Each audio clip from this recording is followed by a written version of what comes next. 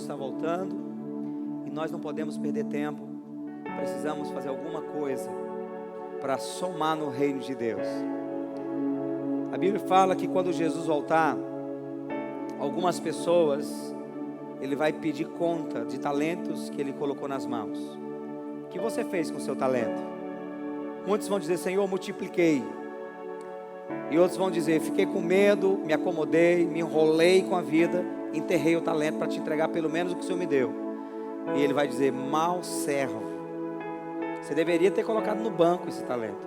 Ou seja, deveria ter se unido com alguém que pudesse fazer esse talento desenvolver, mas você não deveria ter enterrado. E a sentença será ruim. Será ruim. Então, em todo o tempo da igreja, todos os avivamentos que aconteceram na igreja vieram com uma marca, despertando a igreja para fazer a obra de Deus, despertando a igreja para sair do comodismo, do anonimato e começar a manifestar Cristo nas pessoas, falar de Cristo com ousadia. Porque quando o Espírito Santo começa a visitar uma congregação, ele começa a trazer senso de urgência, porque Jesus está voltando. Você deve saber, você deve testificar disso. Quando a gente está sem orar, meio acomodado na igreja, a gente nem quer falar da palavra de Deus. Tem preguiça, tem medo, não tem disposição, não está muito disposto. Mas na hora que a gente começa a se queimar um pouco mais na presença de Deus, aí algo começa a querer sair daqui de dentro, e a gente está falando normalmente com uma pessoa e de repente se pega falando da palavra, porque a Bíblia diz que do que está cheio o coração, disso fala a boca. Por muitos motivos, eu acredito que nós precisamos urgentemente de um avivamento, mas um dos principais motivos é para que haja um despertamento na igreja. Um despertamento que não parte de um pastor. Um despertamento que não pode partir de uma programação da igreja, de colocar o povo para fazer coisas, dar estratégia na mão do povo e dizer: vamos lá fazer. Mas um despertamento que vem do próprio Espírito Santo.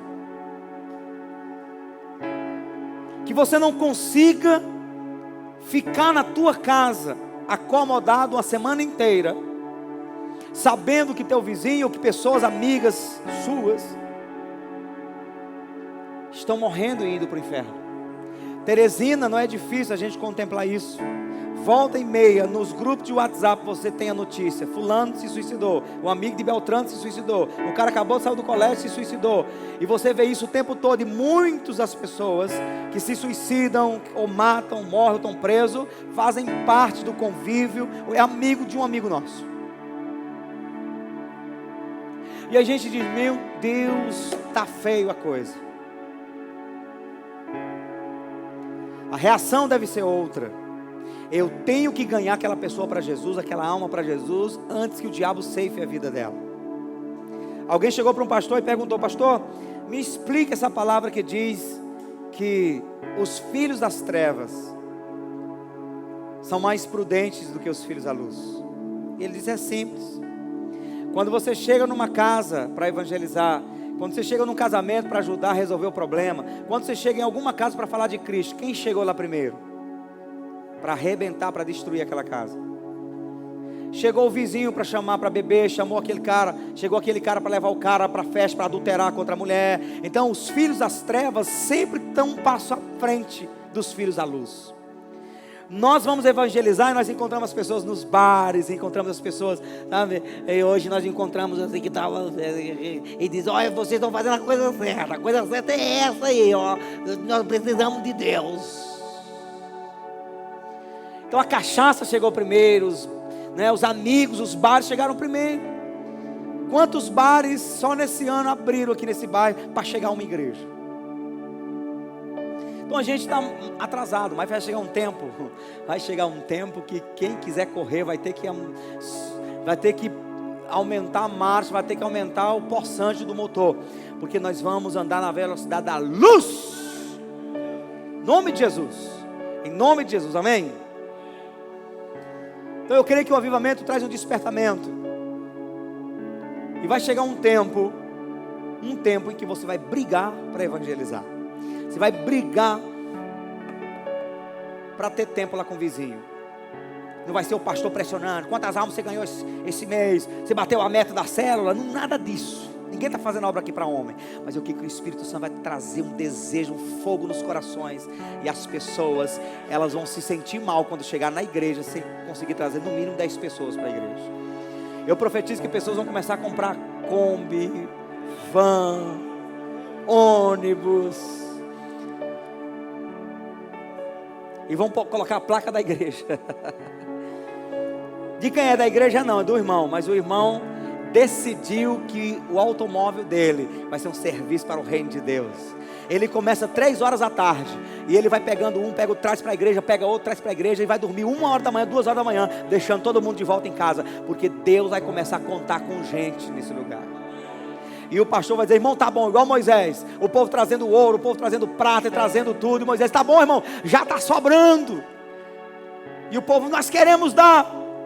Em nome de Jesus vai chegar um tempo em que o pastor vai dizer: irmão, calma aí, nós precisamos treinar mais pastores. Calma aí, o povo: pastor, te vira. Nós vamos jogar alma aqui dentro. Vamos jogar vidas. Cuida do povo, aleluia.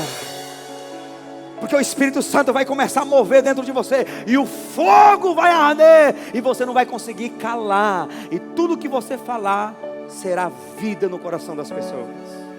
Amém?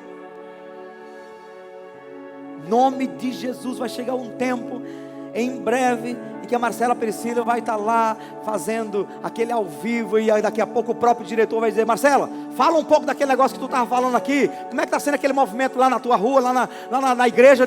Pode falar, está aqui, 5 minutos você fala tudo de Jesus, né? Eita glória! Pastor, mas que sonho? Sonho? Eu não sonho, eu deliro, meu irmão. Quem é crente, quem está perto de Deus, não sonha não, porque Deus é grande. Então os sonhos viram delírios. Deus vai te usar. Balança quem está do seu lado, diga: Deus vai te usar. Aleluia.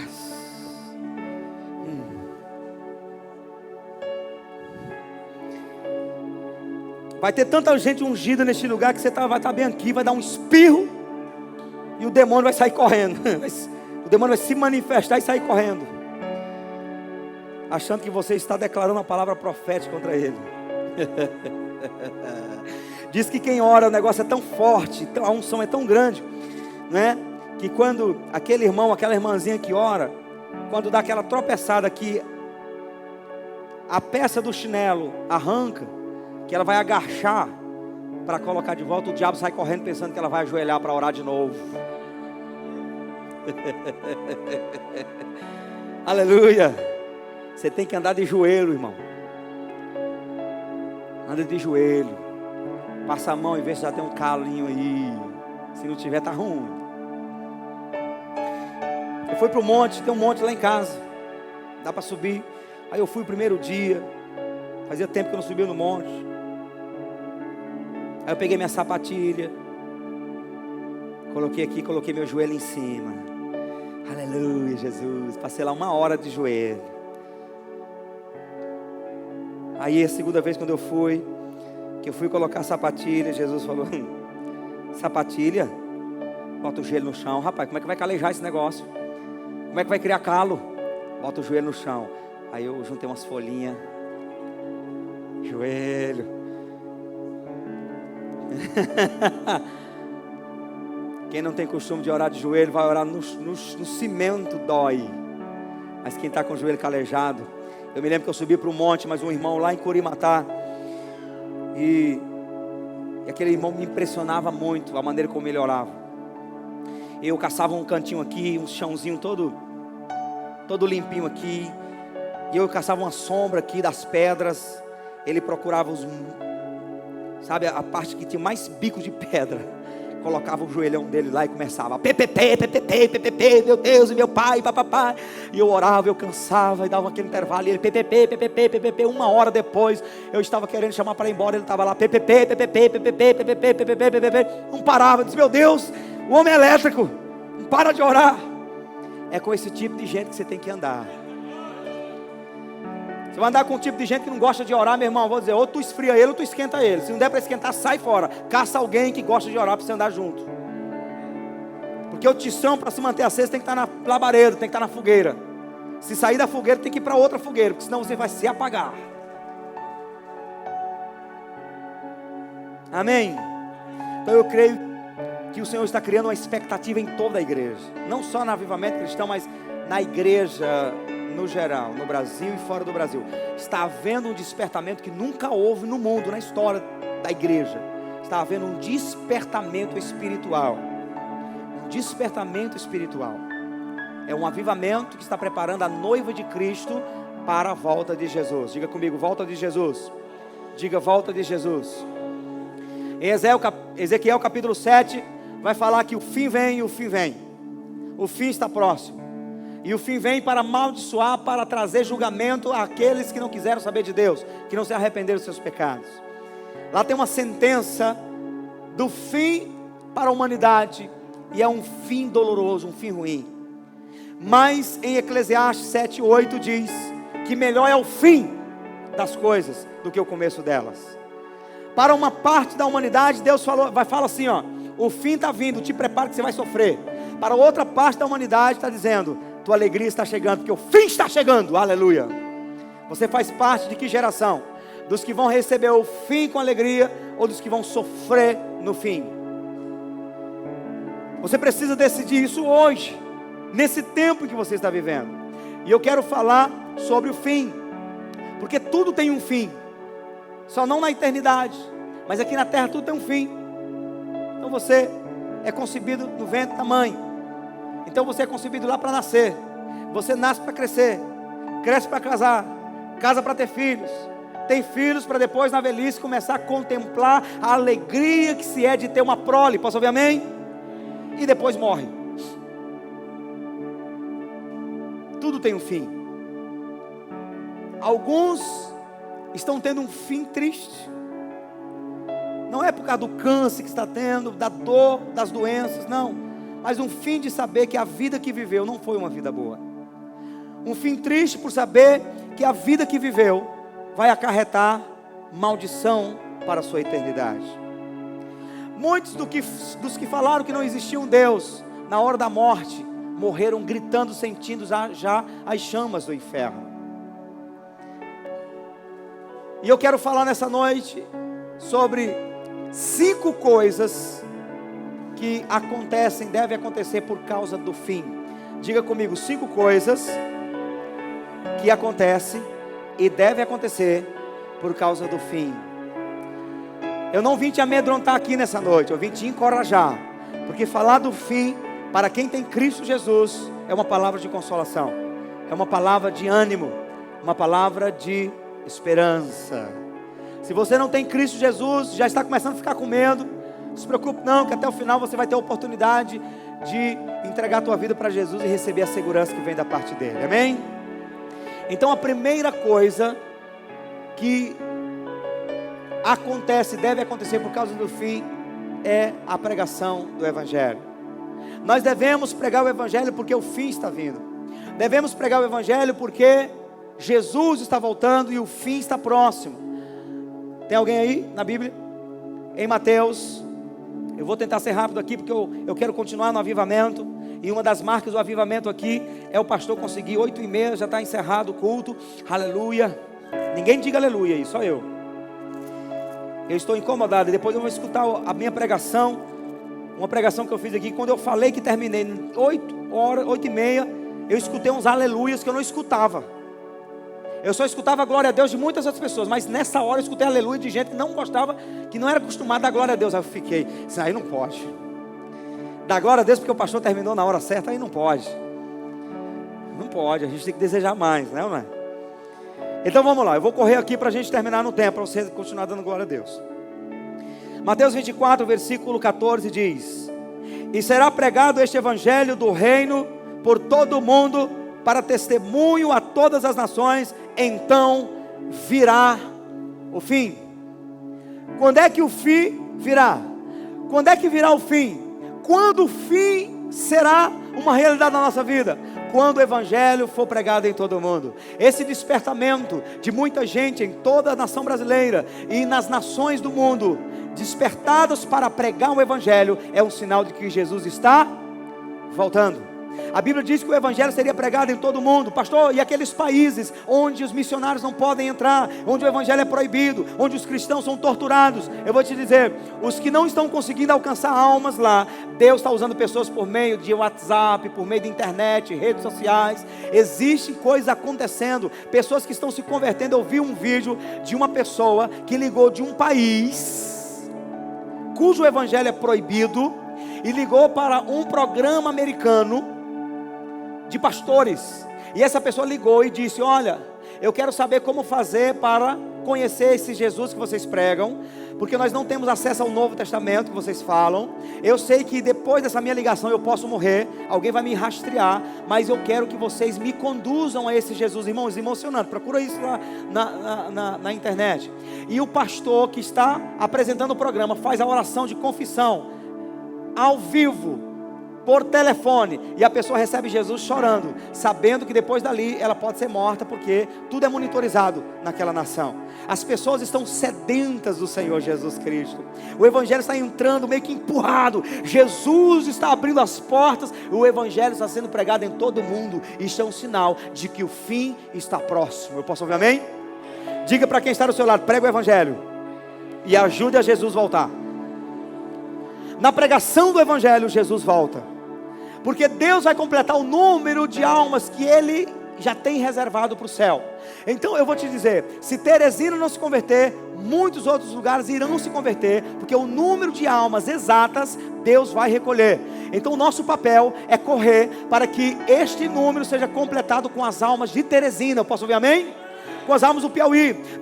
Que Deus não venha olhar para nós e dizer: olha, eu salvei o povo do Afeganistão, eu salvei o povo da África, porque vocês pararam, porque vocês negligenciaram. Não, que Deus possa dizer assim: olha, vocês aproveitaram o tempo que eu lhes dei, e por isso a cidade inteira veio para esse lugar, por isso que a nação de vocês veio toda para os céus, porque você se manifestou.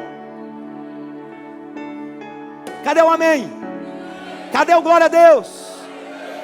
Bem-aventurados aqueles que hoje já estão evangelizando na sua casa, evangelizando os familiares, os amigos, na escola, no trabalho, e os que estão participando do evangelismo. Você está fazendo o ID de Jesus, você está cumprindo aquilo que Jesus mandou e que Ele tem prazer em contemplar você fazendo. Aliás, a Bíblia diz: quão formosos são os pés dos que anunciam a boa nova, o evangelho de Jesus.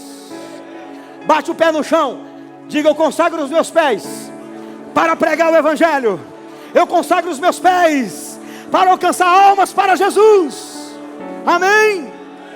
Eita glória! Tem que fazer igual a Juliana. A Juliana saiu de uma casa, veio, sabe, desesperada. Nós temos uma expressão lá no interior, quando alguém está muito alegre igual pinto no lixo. Ela veio: pastor, pastor, pastor. Pela primeira vez uma pessoa chorou quando eu orei. Poderia estar vindo: pastor, pastor, quero contar uma bênção. Eu ganhei mais uma casa. Isso é simples. Isso não é nada comparado a uma pessoa chorar quando você ora por ela. Porque nem toda prata e nem todo ouro deste mundo pode valer o valor de uma alma para o Senhor Jesus. Balança quem está do seu lado e diga assim: eu sei que a partir de hoje você vai virar uma atalaia de Jesus. Amém? Aleluia! Por que eu tenho que pregar o evangelho? Por causa do fim. Por que as pessoas devem se arrepender dos seus pecados? Por causa do fim. Diga comigo: por causa do fim. 2 Pedro, corre para 2 Pedro capítulo 3. 2 Pedro capítulo 3, versículo 7 em diante. Ora, os céus que agora existem e a terra, pela mesma palavra, têm sido entesourados para o fogo, estando reservados para o dia do juízo e destruição dos homens ímpios. Versículo 8. 2 Pedro 3:8. Há todavia uma coisa, amados, que não deveis esquecer: que para o Senhor um dia é como 1000 anos, e 1000 anos como um dia para o Senhor é como 1000 anos, e 1000 anos como um dia.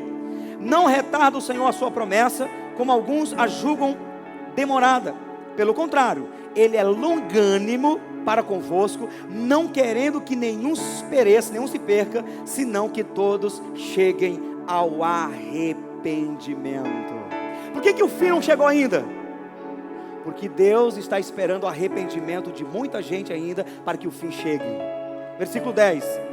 Depois que o número de pessoas que Deus espera que se arrependa, 10, virá entretanto como ladrão o dia do Senhor. Repentinamente, o ladrão avisa quando ele chega.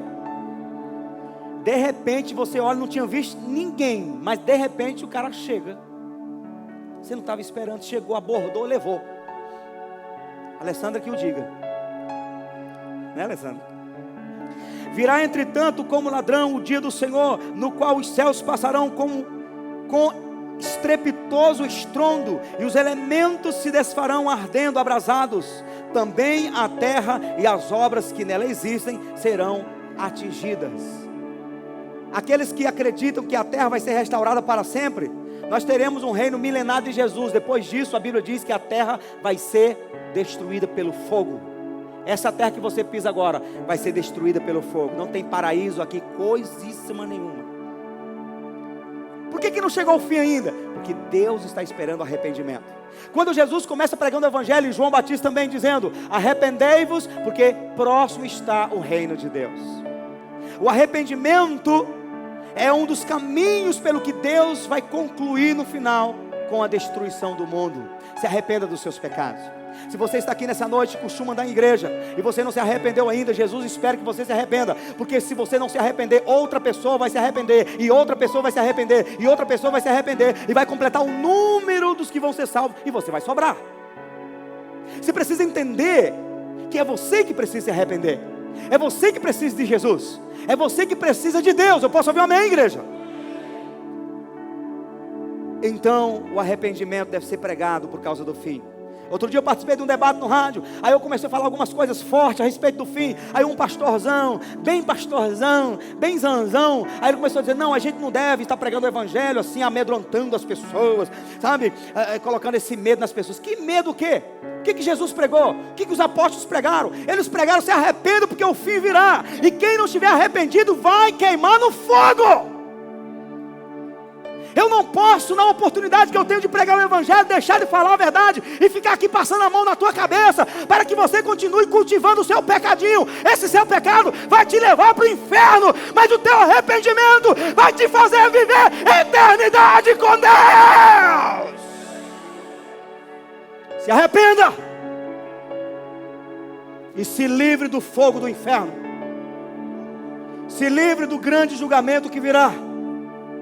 Se arrependa. Quer me ajudar a pregar, meu bichinho? Aí, isso aí é bom, isso aí prega. Terceira coisa que deve acontecer por causa do fim: entregar a vida para Jesus. Por que eu devo receber Jesus como Senhor e Salvador? Porque o fim virá, e sem Ele eu poderia dizer, na linguagem bem nordestina, lascado. Estamos fritos sem Jesus. Estamos perdidos sem Jesus. João 3,16. João 3,16.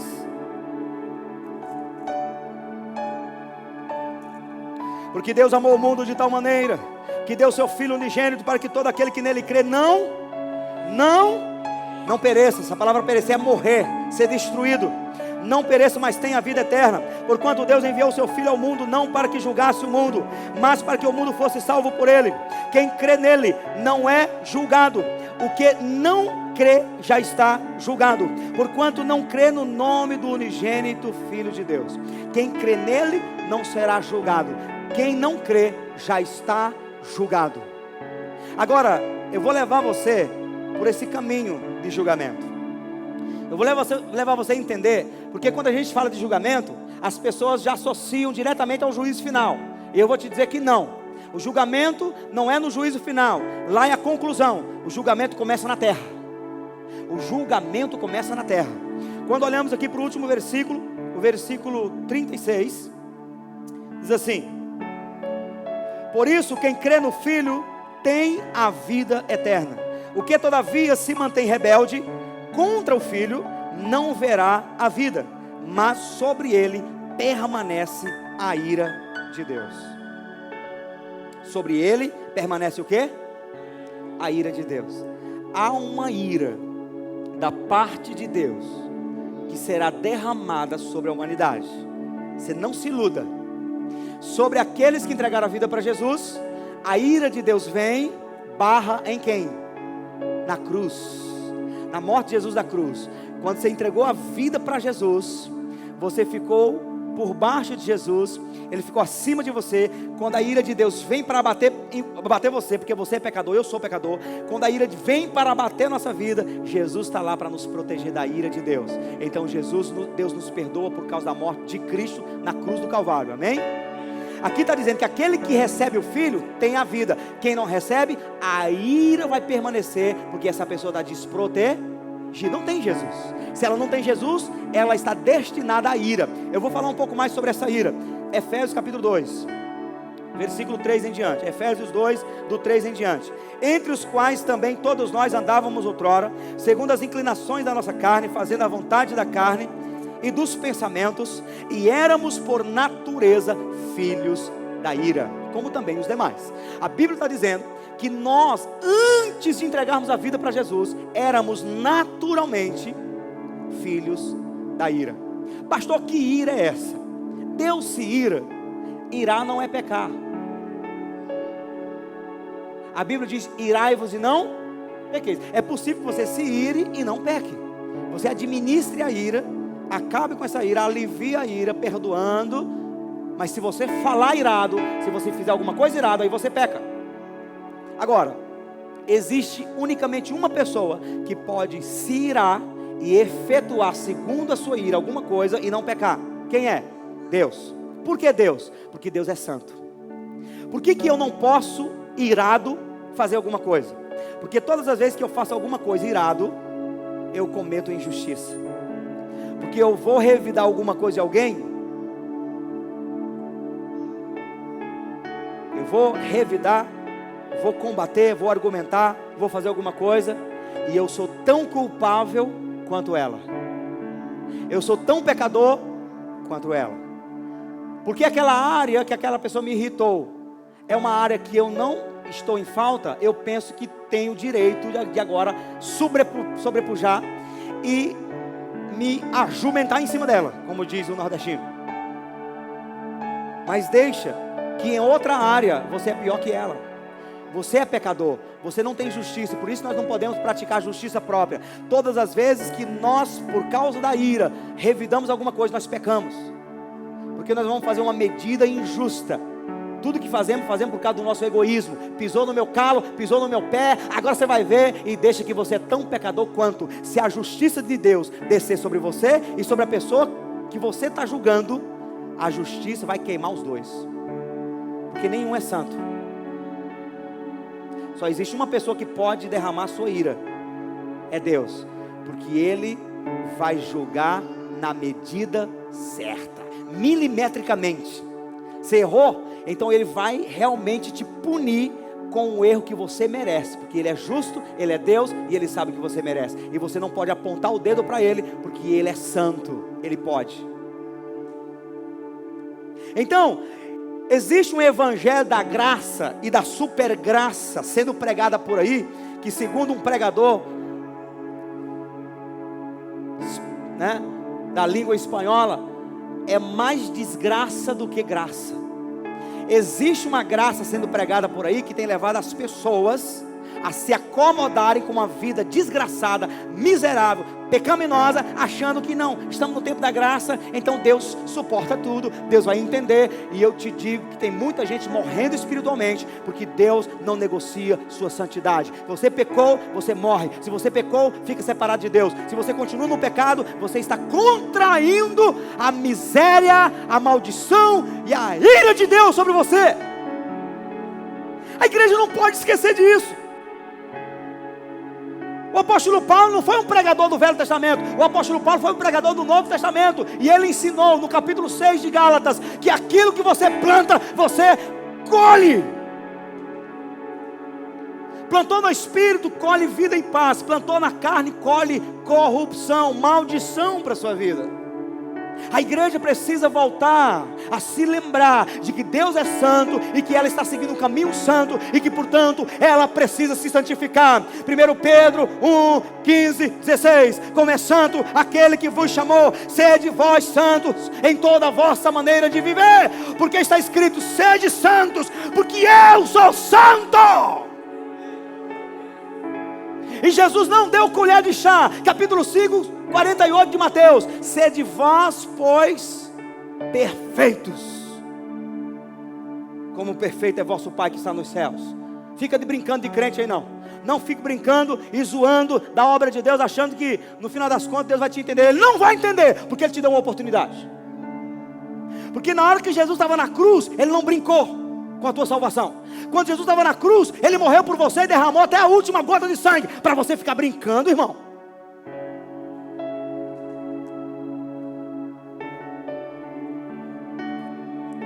E eu quero que você saiba que eu não estou zangado. Eu estou crente. Eu vou te mostrar o que é a ira de Deus, que é o julgamento de Deus. Apocalipse 16. Apocalipse 16. A Bíblia fala dos filhos da ira. Pessoas que são filhas da ira. Está debaixo de uma paternidade. E elas são filhas da ira. Eu vou te mostrar que ira é essa. Capítulo 16 de Apocalipse, versículo 1. Ouvi, vinda do santuário, uma grande voz dizendo aos sete anjos: ide e derramai pela terra as 7 taças da ira de Deus. Quando é isso, pastor? No tempo da grande tribulação. Se você olhar, você vai ver 7 flagelos que Deus vai derramar sobre a terra. No tempo da grande tribulação, no tempo em que o anticristo vai estar se manifestando na terra e reinando sobre a terra. Eu te digo uma coisa: a igreja do Senhor não é para estar aqui nesse tempo. Quem vai estar aqui? Os homens ímpios. Isso aqui é uma punição para a impiedade da humanidade. Quando chegamos no versículo 19, diz assim: e a grande cidade se dividiu em três partes, e caíram as cidades das nações. E lembrou-se Deus da grande Babilônia, para dar-lhe o cálice do vinho do furor da sua ira. A ira de Deus vai se manifestar no tempo da grande tribulação. É o grande julgamento de Deus. E a Bíblia diz que aquele que entregou a vida para Jesus não passará por esse julgamento.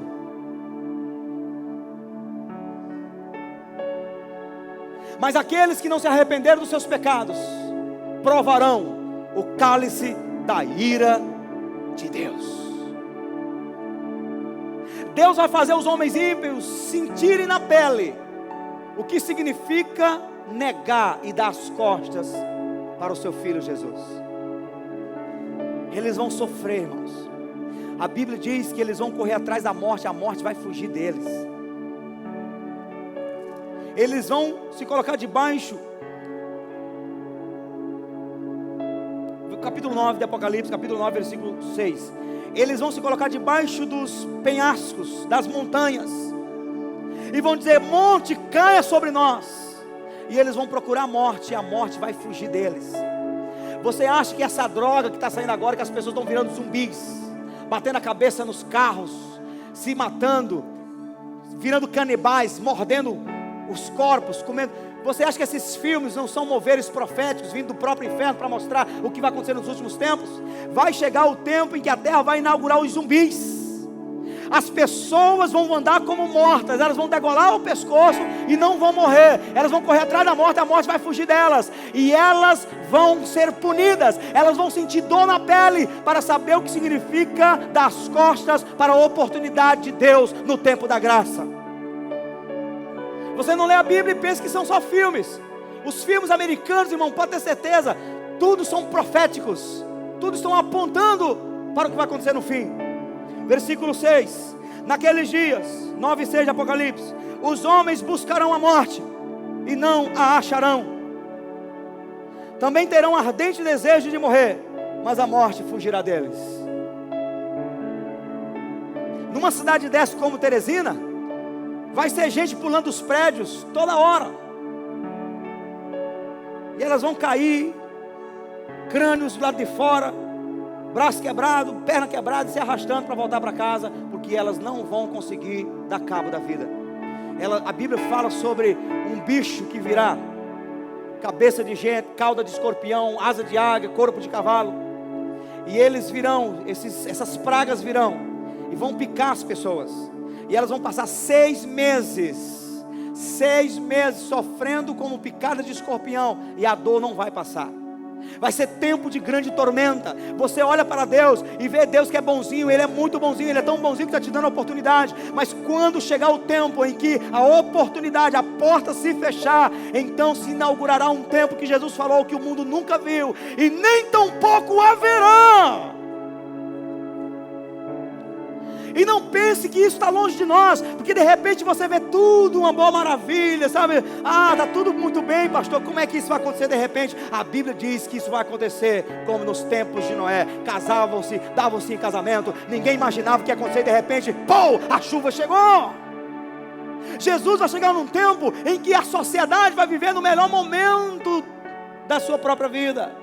Todo mundo vai ter direitos, todo mundo vai fazer o que quiser da vida. As leis não vão proibir mais nada, sabe? Se o homem quiser virar mulher, ele vira. Se a mulher quiser virar homem, vira. Se o filho quiser matar o pai, mata, não pode ser preso. Se o homem quiser abusar a criança, pode abusar, porque ninguém vai preso. Todo mundo vai viver numa boa. E não sabe a humanidade que está cavando a própria cova. Não sabe a humanidade que está contraindo contra si própria a grande maldição da grande tribulação, que não demora, irmãos. 2 Tessalonicenses, falando ainda disso, 2 Tessalonicenses, capítulo 2.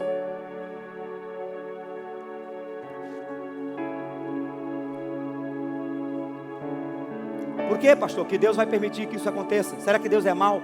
Deus não é mau. Deus é tão bom que lá em Pedro nós vimos que Ele é longânimo, esperando que alguns se arrependam. Nisso Ele prova que Ele é bom. Porque quando as pessoas começarem a experimentar isso, elas mesmas vão ter consciência: eu plantei, eu estou recebendo um justo julgamento.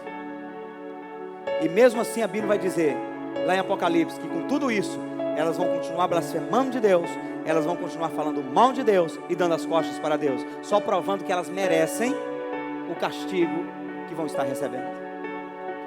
2 Tessalonicenses capítulo 2, versículo 8 em diante, diz assim: então será de fato revelado o iníquo, falando do anticristo, a quem o Senhor Jesus matará com o sopro da sua boca, e o destruirá pela manifestação da sua vinda. Ora, o aparecimento do iníquo é segundo a eficácia de Satanás, com todo o poder e sinais e prodígios de mentira, e com todo o engano de injustiça aos que perecem, porque não acolheram o amor da verdade para serem salvos. Por que é que o anticristo vai exercer governo sobre esse povo? Por quê?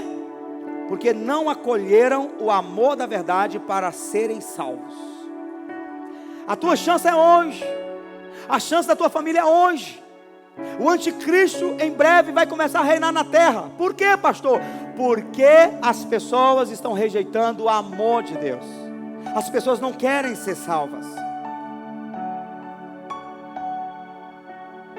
Eu creio que o avivamento vai chegar e muitas almas vão se converter nessa cidade. Mas você quer ver um sinal? Quantas pessoas estão aqui hoje que são dessa região aqui e que vieram por causa do evangelismo? Quantas? Deixa eu contar. Uma. Quem mais? Tem mais alguém? Uma pessoa. Tivemos outro culto, tivemos resultado maior. Eu falei para os irmãos hoje aqui que o resultado vai ser ao longo da nossa história. Vai ter muita gente que vai chegar, mas nós no mínimo visitamos umas 200 a 250 pessoas. No mínimo nós visitamos para ter uma pessoa. O que significa isso? Elas recebem a oração, elas choram, elas agradecem, mas elas rejeitam a salvação. Senão estariam todas aqui. Você vê que é uma peleja, há uma obstinação no coração das pessoas. Mas nós vamos continuar amando, vamos continuar evangelizando, e elas virão, porque Deus vai estar dando essa chance para elas, e elas vão se arrepender, amém? Isso é só para provar, não é falando mal dos irmãos não, isso é toda a humanidade. Nós pregamos para 1000 pessoas, para ter 10 pessoas convertidas, porque há uma inclinação naturalmente no ser humano para o mal. Elas rejeitam na cara a salvação e o amor de Deus. Quando o anticristo chegar, elas vão receber com alegria, porque o anticristo vai suprir a necessidade do ventre, ele vai trazer paz, ele vai organizar a sociedade, vai tirar a pobreza das pessoas, ele vai resolver o problema financeiro da humanidade. E as pessoas que estão servindo a Mamon, ao Deus das riquezas, vão abraçar o anticristo, e deixa que o anticristo vai trazer 3 anos e meio de paz, só para domesticar a humanidade. Depois ele manifesta a eficácia de Satanás, que é a natureza dele. Versículo 11: e por este motivo, pois, Deus lhes manda a operação do erro, para darem crédito à mentira, a fim de serem o quê? A fim de serem o quê? Julgados. Que julgamento é esse? Grande tribulação. Diga comigo, grande tribulação. A fim de ser julgados todos quantos não deram crédito à verdade, antes, pelo contrário, deleitaram-se com a injustiça. Rejeitaram Jesus e vão abraçar, vão se deleitar com o anticristo. Deus vai permitir a grande tribulação sobre elas. Ninguém vai poder dizer, o Senhor é mau. Não, todos terão consciência, nós estamos recebendo uma justa punição.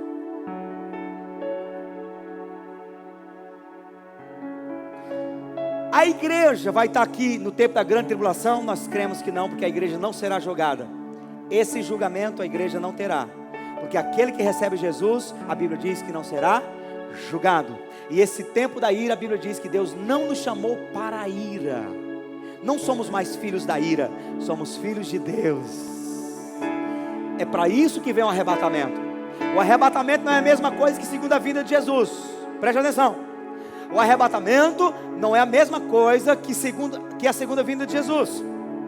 O arrebatamento é o Espírito Santo que leva a igreja. A segunda vinda de Jesus são os anjos que pegam os seus escolhidos 4 ventos. No arrebatamento, só a igreja vê Jesus, o mundo não vê. Na segunda vinda, a Bíblia diz, capítulo 24 de Mateus, versículo 29 em diante, que todo olho verá o Filho do Homem vindo sobre as nuvens com poder e grande glória. E a Bíblia diz que as tribos da terra se lamentarão ao ver Jesus voltar. Arrebatamento é uma coisa, segunda vinda é outra. É claro que começa no arrebatamento e termina a segunda vinda, mas o arrebatamento é um livramento para a igreja. É um livramento para a igreja. Ela não participará nem do juízo final, e ela não participará também da grande tribulação. Meu irmão, nós devemos entregar a vida para Jesus hoje, para sermos livres da grande tribulação. Aí de repente você esteja imaginando, mas pastor, os países onde o evangelho é perseguido, os mártires pela causa, quer dizer que esse povo que Deus não está poupando? Irmão, você não tem ideia, essas perseguições não são nada diante da grande tribulação. Você precisa entender isso. A grande tribulação, a Bíblia diz, preste atenção, a grande tribulação, na grande tribulação a Bíblia diz que Deus vai liberar espíritos em formato de rã. Vai ser aberto um portal no inferno, e espíritos em formato de rãs vão sair e vão começar a endemoniar as pessoas em todo o mundo. Isso faz parte da grande tribulação. Você não tem ideia, o mundo não sabe o que está por vir, porque não conhece a Bíblia, não sabe o que está por vir. Então, eu falei o quê? Primeiro, pregar o evangelho por causa do fim. Segundo, se arrepender por causa do fim. Terceiro, entregar a vida para Jesus por causa do fim. Quarto, por que eu devo ir para a igreja? Por que eu devo permanecer na congregação? Por que eu não posso faltar um culto? Por que a vida da igreja, de qualquer congregação que foi estabelecida por Jesus, deve ser o lugar de prioridade da sua vida? Por causa do fim. Hebreus 10, 25. por causa do fim, nós precisamos aprimorar a nossa dedicação na casa de Deus. Se você recebeu uma porta de um emprego que vai tirar você dos cultos, não entre nessa porta. É laço do diabo para tirar você do reino de Deus. Tirar o tição do fogo para apagar você. O diabo vai fazer de tudo para tirar você da igreja. Crente que passa 1 mês, 2 meses, 3 meses sem vir na igreja, ainda diz assim: não, está tudo bem, não tem problema não, porque eu posso ser crente em casa. É mentira. Isso é um laço do diabo para esfriar você. Pergunte para quem um dia esteve no mundo e voltou para a igreja, se ele quer voltar para o mundo. Ele não sabe que se voltar para o mundo, ele morre espiritualmente. Então o que diz a palavra? Não abandonando a nossa congregação, como é costume de alguns. Desde aquele tempo, algumas pessoas já faziam corpo mole, não gostavam muito de ir para a igreja. Antes, admoestando-nos uns aos outros, tanto mais quanto vedes que se vai aproximando aquele dia. Por que é que nós devemos continuar congregando, igreja? Por causa do dia que está chegando. Que dia é esse? Coloca lá para o versículo, está no mesmo capítulo, versículo 37. Pois ainda, em bem pouco tempo, aquele que há de vir virá e não tardará. Quando a Bíblia diz: não deixe de congregar, não saia da igreja, participe das palavras que são ministradas, cultos. Por quê? Porque o tempo está chegando, o dia vai chegar, e você não pode ser pego frio. Você não pode ser encontrado apagado, sem tomar santa ceia, sem participar dos cultos, sem estar nutrido na palavra. Porque eu vou dizer uma coisa para você: essa falácia que de uma vez salvo, salvo para sempre, é mentira do diabo. O apóstolo Paulo diz: quem está em pé, cuide para que não caia, se é que já não tenhas caído. O nosso desafio depois de entregar a vida para Jesus é permanecer em Jesus. E um dos sinais que você está em Cristo é o quanto você está disposto a congregar. Tem 2 cultos por semana, quinta e domingo. As pessoas vêm no domingo dizendo assim: o pastor tem que se alegrar, é um favor para a igreja, eu vou somar para encher a igreja. Quinta eu não preciso. Se você está trabalhando na hora do culto, eu te respeito. Mas se você, por causa de cansaço, por causa de qualquer outro motivo, está em casa, assistindo televisão, fazendo qualquer outra coisa, no WhatsApp, no Facebook, deixando de estar no culto, eu vou te dizer: a quem muito deu, muito será cobrado. O Senhor está te vigiando. Eu conheci um pastor que disse que pregou na China, na igreja no subterrâneo. Por que é no subterrâneo? Porque ela não pode ser assim como nós no Brasil. Ele disse que entrou 7 da noite. Ele não podia pregar assim com essa liberdade como eu. Ele tinha que pregar baixinho, falar bem baixinho. O louvor era: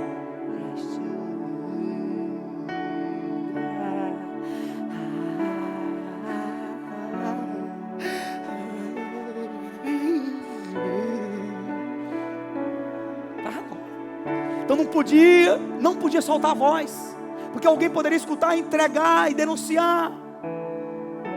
Ele disse que começou a pregar 7 da noite, quando foi 10 horas, ele disse amém. Os irmãos disseram: prega mais 1 hora. E ele pregou mais 1 hora, e cantava e pregava. Quando terminou, ele disse: prega mais 1 hora.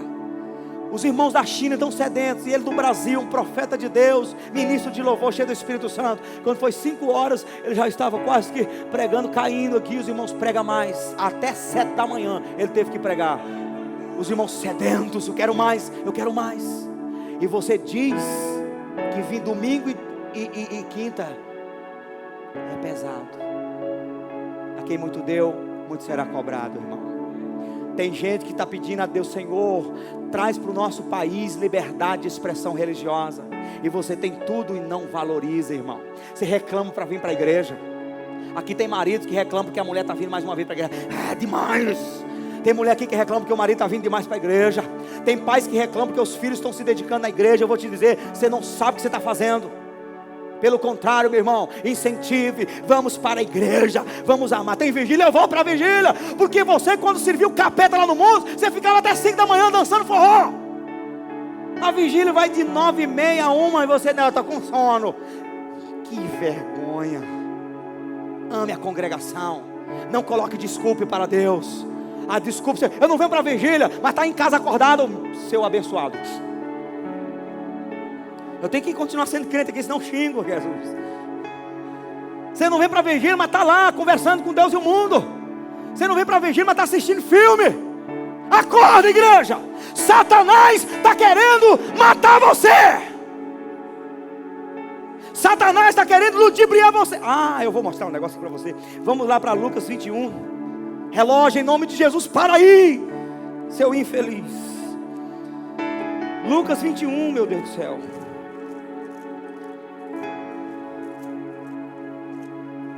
Lucas 21, 34. Eu vou te mostrar uma coisa interessante aqui. Isso aqui vai ser uma revelação para a sua vida. Olhai por vós. Não aconteça que os vossos corações se carreguem de glutonaria, de embriaguez e dos cuidados da vida. E aquele dia, aquele o quê? Aquele o quê? O dia vai chegar, irmão, está perto. E aquele dia vos sobrevenha de improviso como um laço. Porque há de vir sobre todos os que habitam na face de toda a terra. Agora chegamos no versículo que eu quero. Vigiai, pois, em todo o tempo, orando, para que possais escapar de todas estas coisas que hão de acontecer. Todas estas coisas que hão de... Se você voltar ao capítulo todo, você vai perceber que está falando da grande tribulação, das coisas dos últimos tempos. Tudo que Apocalipse está falando lá, está falando aqui nesse mesmo capítulo. Agora, para que possais escapar. Se Jesus diz que eu posso escapar da grande tribulação, é porque a igreja não vai ser julgada, amém? A igreja não vai passar pela ira, ela vai ser solta, ela vai ser, na verdade, resgatada pelo Senhor. Escapar de todas essas coisas que hão de acontecer e de estar em pé na presença do Filho do Homem. O que é estar de pé na presença do Filho do Homem? Oséias capítulo 6. Eu vou te mostrar o que é estar de pé diante do Filho do Homem. Capítulo 6, 2. Acompanhe comigo. Depois de 2 dias nos ressuscitará. Ao terceiro dia Então eu vou fazer uma dinâmica com você bem rapidinho. Eu vou contar até 3, todo mundo se levanta. Bem rápido. Certo? 1, 2, 3, já. Não, tá fraco, irmão. Acho que dá pra gente fazer melhor. Vamos lá. Isso aqui é só para entreter vocês por causa dos minutos que tá passando, viu? 1, 2, 3, já! Aleluia! Que bonito! Agora você pode sentar e eu vou te dizer o que é que vai acontecer aqui agora. Depois de 2 dias nos ressuscitará. Lá em Pedro nós lemos no começo da pregação que um dia para Deus é como 1000 anos e 1000 anos como um dia. Depois de 2 dias ou 2000 anos, porque nós temos o antes e o depois de Cristo. 4000 anos antes de Cristo, 2000 anos depois de Cristo. Ok? Então esses 2000 anos depois de Cristo para Deus é como 2 dias. Depois de 2 dias nos ressuscitará. Ao terceiro dia nos levantará. Ao terceiro dia é o terceiro Estamos no terceiro milênio. Ao terceiro dia nos levantará e viveremos diante dele. Agora vamos lá para 1 Tessalonicenses 4:14. Porque isso aqui está falando de arrebatamento. Depois de 2000 anos, já passou. Nos levantará. Ao terceiro dia, que é depois de 2000 anos, isso é ao mesmo tempo, nos levantará. Nos ressuscitará, nos levantará e estaremos diante dele.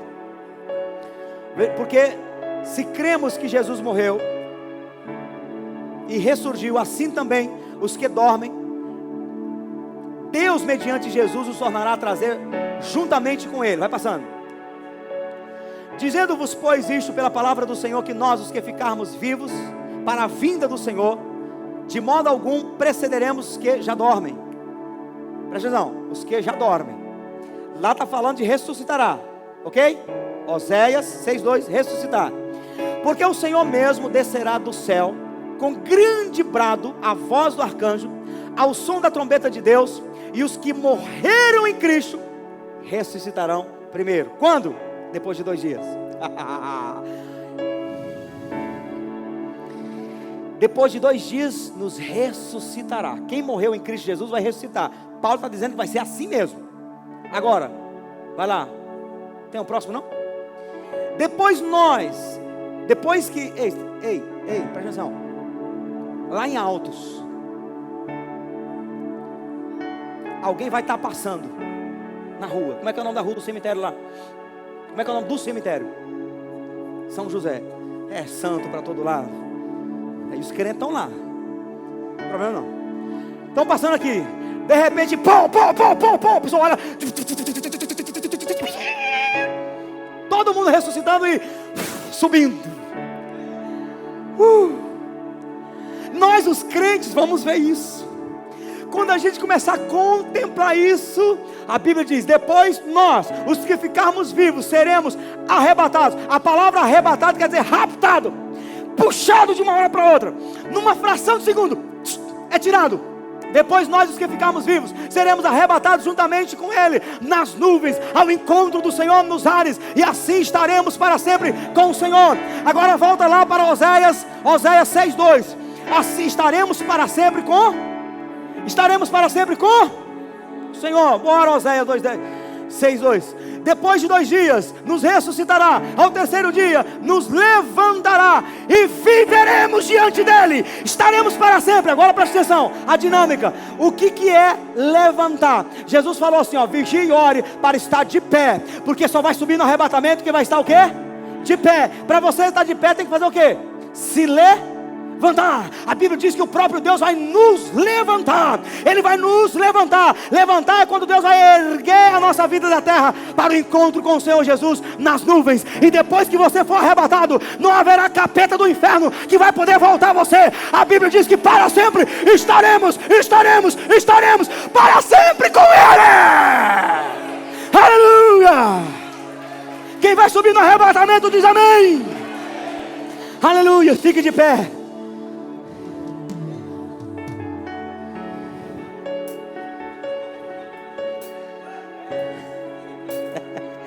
Fique de pé porque pode ser agora.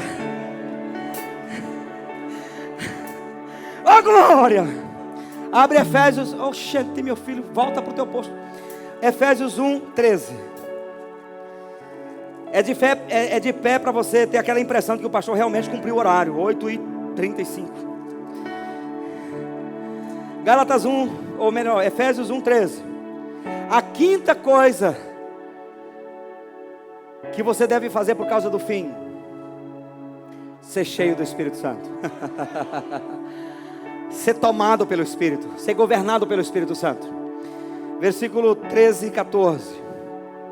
No qual também vós, tendo ouvido a palavra da verdade, o evangelho da vossa salvação, e tendo nele também crido, fostes selados com o Espírito Santo da promessa. Fostes selados com o quê? Quem já entregou a vida para Jesus, levante a mão. Quando você se entregou para Jesus, a Bíblia diz que o Espírito Santo te selou. E Ele não te selou somente para você ser crente. Ele te selou para um propósito. 14. O qual é o penhor da nossa herança, para a redenção da possessão de Deus, para o louvor da sua glória. O que significa isso, pastor? O Espírito Santo está na sua vida, sabe para quê? Para te arrebatar no último dia. Ele é o penhor. Jesus falou assim, eu vou subir, mas eu vou deixar um penhor como garantia de que eu volto para buscar vocês.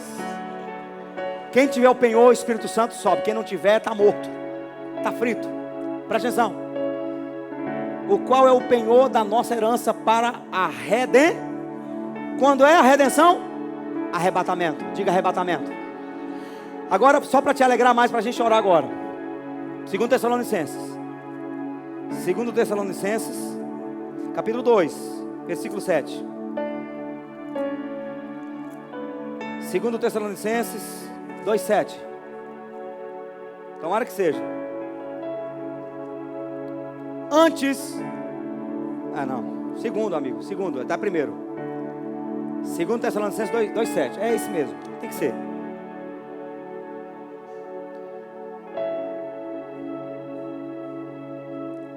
Presta atenção.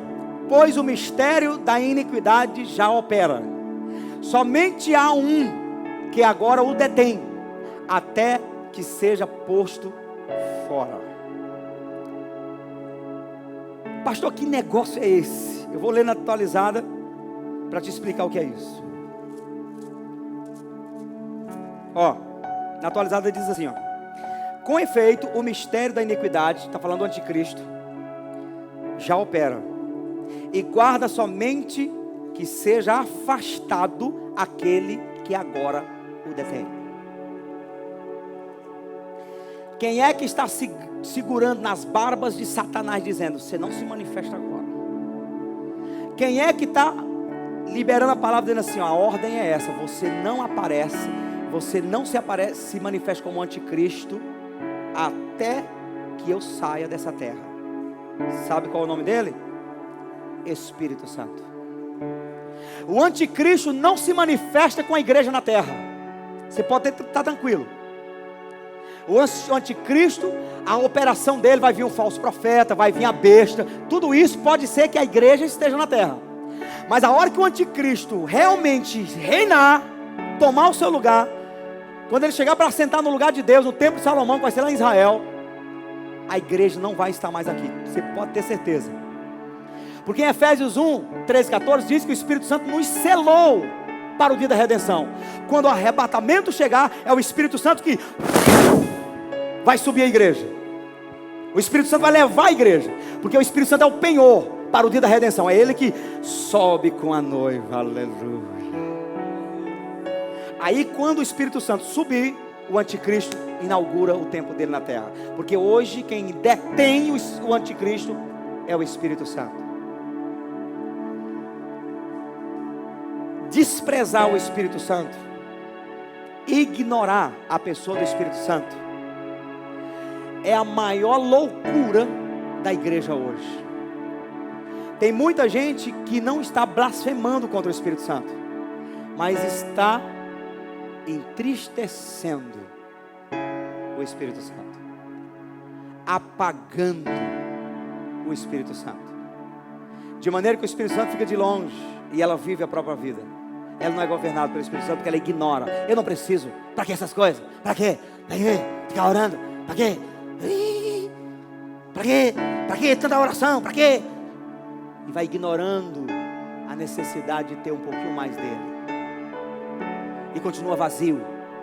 Continua pecando desgraçadamente, confortavelmente, sem consciência pesada. Porque a Bíblia diz que só existe um que nos convence do pecado, justiça e juízo. O nome dele? Espírito Santo. Se você está pecando e não está sentindo convicção de pecado, o Espírito Santo bombardeando você para você voltar para a santidade, é porque você está sem ele. Se o arrebatamento chegar e você se encontrar nessa situação, meu irmão, sinta em dizer, você não sobe, porque foi tirado o selo. Talvez algumas pessoas muito religiosas, que acreditam só na teoria, vão dizer assim, não pastor, eu acho que isso é radicalismo demais. É porque você não conhece o que é andar com o Espírito Santo. No dia em que você começar a andar intimamente com o Espírito Santo, você vai saber que essa é uma verdade. Você vai conseguir discernir quando você está com ele, quando não está com ele. Tem gente que, não, eu tenho o Espírito Santo, nunca sentiu. Porque se ela continua vivendo o erro, é porque nunca sentiu direito. Ou então, no mínimo, ela vai estar sofrendo amargamente. Porque quem já pisou no Santo do Santo não consegue mais viver sem ele. Quando começa a viver vazio do Espírito, vem uma angústia de alma, uma agonia, e começa a perceber que o Evangelho não tem sentido sem a presença do Espírito Santo.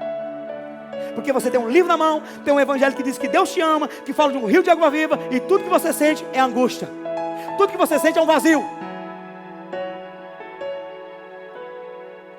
Jesus está voltando. E esse é um dos motivos pelo que você precisa desesperadamente buscar o Espírito Santo. Fecha os olhos.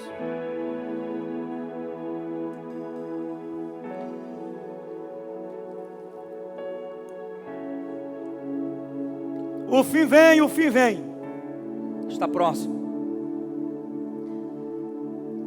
Se arrependa do seu pecado. Receba o Evangelho e receba Jesus, porque o fim vem. Melhore tua dedicação com Deus na sua casa, na casa dele, na igreja. E melhore teu relacionamento com o Espírito Santo. Porque Jesus está voltando e pode ser nessa noite. E você não pode estar vivendo uma vida desprezando o sacrifício de Jesus na cruz. Continue com os olhos fechados. O terceiro ponto que eu coloquei aqui é que por causa do fim, nós precisamos entregar a vida para Jesus. Se você está aqui nessa noite e não se entregou a Jesus ainda, não é convertido, e gostaria de hoje entregar a vida para Jesus, levante uma das suas mãos, eu quero orar por você. Ou pela primeira vez, ou você que está afastado da igreja, desviado e queria se reconciliar hoje. Então eu quero dar uma oportunidade para você, porque você não pode voltar por aquela porta sem resolver o teu problema com Jesus. Você precisa voltar com Ele para a tua casa. Não com uma teoria, mas com Ele. Então se tem alguém nessa noite que queira entregar a vida para Jesus, levante sua mão bem alto que eu quero orar por você. Deixa eu ver. Quem é a segunda pessoa que quer entregar a vida para Jesus? Você que não é crente ainda. Só você que não é crente ainda. Ou você que está desviado, fora da igreja e quer voltar para Jesus. Levante a mão, nós queremos orar por você. Está vindo aqui na frente a primeira pessoa, fruto do evangelismo. Amém, amém, amém, aleluia. Quem é a segunda pessoa que quer entregar a vida para Jesus, vem aqui na frente. Amém, aleluias. Olha o Mesquita aí. Amém. Estava longe da igreja, está voltando, se reconciliando. Já participou da vigília, mas está aqui publicamente declarando que está de volta no reino de Deus. Amém? Quem é a terceira pessoa que vai vir aqui na frente, entregando a vida para Jesus? Ou se reconciliando? Venha, venha, venha, porque Jesus está te chamando. Venha, você não pode sair daqui sem Ele. Você não pode voltar para sua casa sem se reconciliar com Jesus. Se entregue a Ele, Ele vai te livrar da grande tribulação. Se entregue a Ele, Ele vai te livrar. Ele vai te livrar da ira, do julgamento final. Não resista ao chamado do Espírito Santo. Pastor, eu queria muito, mas eu tenho medo das críticas. Eu tenho medo do que vai acontecer, do que vão falar. Não tenha medo, Jesus vai cuidar de você. Vai ser uma caminhada prazerosa. Você vai ser realmente abençoado, abençoado. Então se tiver a terceira pessoa, vem aqui na frente agora. Venha, venha, venha, porque eu quero orar por você. Jesus está te chamando. Jesus está te chamando. Jesus está esperando por você. Ele quer entrar no seu coração. Ele quer cuidar de você. Ele quer livrar você, quer preparar você para subir no arrebatamento, que pode ser nessa semana. O arrebatamento não vai demorar. Então, pastor, eu estava há muito tempo sem ir na igreja. Então eu estou me sentindo praticamente desviado. E eu quero me reconciliar, porque eu quero declarar a minha vida de volta na igreja. Então venha aqui na frente. Venha, que Jesus está te chamando. Pastor, eu nunca fiz isso. É pela primeira vez. Venha, venha, venha, porque nós estamos dando a você uma oportunidade de receber Jesus no seu coração, de se entregar a Cristo Jesus. Venha. Amém, amém, aleluias. Glória a Deus. Tem uma quarta pessoa. Se tiver uma quarta pessoa, venha. Ele pode ficar aqui, abraçar ela aqui do lado. Pode abraçar ela. Aleluia. Eu vou encerrar o apelo. Mas se tiver mais uma pessoa que queira ou se reconciliar, ou se entregar pela primeira vez, vem aqui na frente. Essa é a tua oportunidade. Jesus está voltando. Ele vai santificar você. Ele vai purificar você. Ele vai perdoar todos os seus pecados. Ele vai apagar o seu passado. E você vai começar uma nova história com Jesus. Uma história onde Ele mesmo vai escrever essa história. Então se tiver mais uma pessoa, venha, porque nós vamos começar a orar agora. Amém. Amém. Aleluia. Nós temos aqui alguém que está se entregando a primeira vez. Uma reconciliação. É reconciliação? Uma reconciliação também. Um novo tempo para a sua vida, viu? Você sabe que você está voltando para o caminho certo. Jesus nunca vai te abandonar. Vocês vão estar prontos para subir no arrebatamento. Você veio na igreja hoje e já ouviu que Jesus está perto de voltar. Essa é a tua grande chance. A grande chance da tua família. Deus vai entrar na casa de vocês. Estenda as mãos, igreja. Vocês que estão aqui na frente, repete comigo. Diga: Senhor Jesus, neste momento eu me arrependo dos meus pecados, me reconcilio com o Senhor e me entrego a Ti. Me perdoa, me salva agora, me salva agora, me ajuda a nascer de novo, agora. Escreve meu nome no livro da vida. Eu renuncio o mal, o pecado e ao diabo, e eu me entrego ao Senhor Jesus, e declaro que a partir de hoje sou propriedade exclusiva do Senhor Jesus. Sou lavado pelo sangue de Jesus. Amém. Continue com os olhos fechados. Vamos orar, igreja. Pai, nós te agradecemos por essas 3 vidas que estão se entregando a Ti neste momento. Muito obrigado, Senhor. Abençoa para que haja um novo tempo, um tempo de avivamento, um tempo de salvação, de uma nova história. Como igreja nós os abençoamos e declaramos, ó Pai, que essa história que está sendo começada agora vai se concluir no arrebatamento, e vão estar prontos com toda a igreja para subir com o Senhor. No nome de Jesus, eu declaro que eu vou ter o prazer, o privilégio de apresentar essas almas no dia do arrebatamento para o Senhor Jesus. Em nome de Jesus. Agora os irmãos já fiquem com eles aqui que estão aqui na frente. Toda a igreja levante a mão na posição de receber.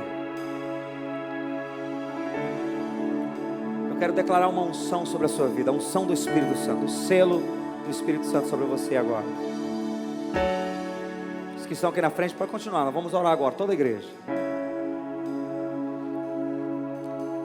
Feche os olhos e diga comigo: Senhor Jesus, eu te agradeço, porque o Evangelho chegou até mim. Eu me arrependi, te recebi como meu Senhor e Salvador. Eu te agradeço, porque eu posso estar na tua casa em todo o tempo.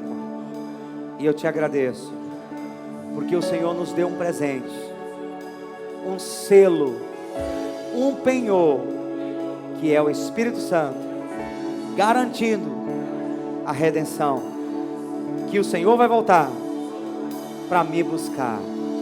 E eu quero estar pronto para subir no arrebatamento. Continue com os olhos fechados. Espírito Santo, sela teu povo agora. Espírito Santo, sela teu povo agora.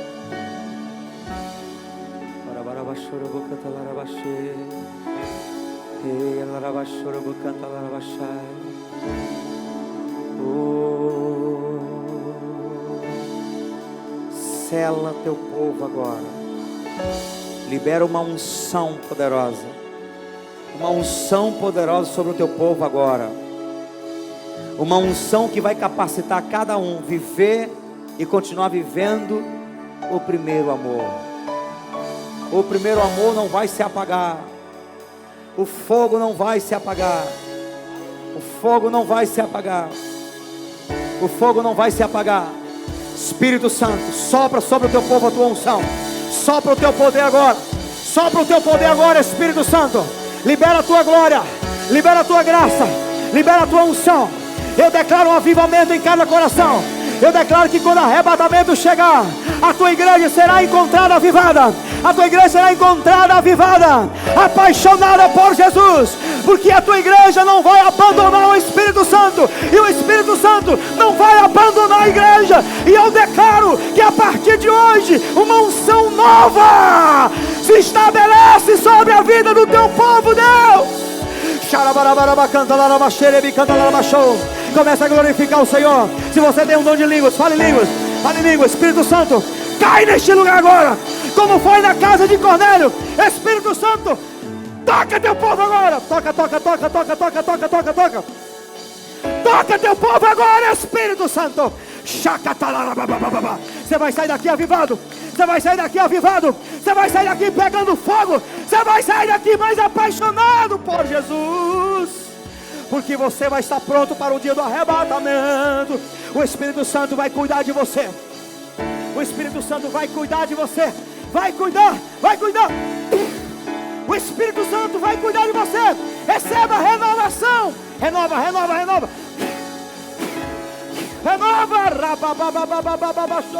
Renova, Espírito Santo, cuida dela, sela ela com o teu poder.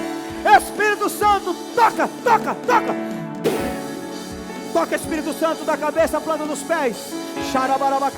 Vamos, igreja, levanta as mãos. Vamos, igreja, esse é o teu momento. A unção está caindo neste lugar.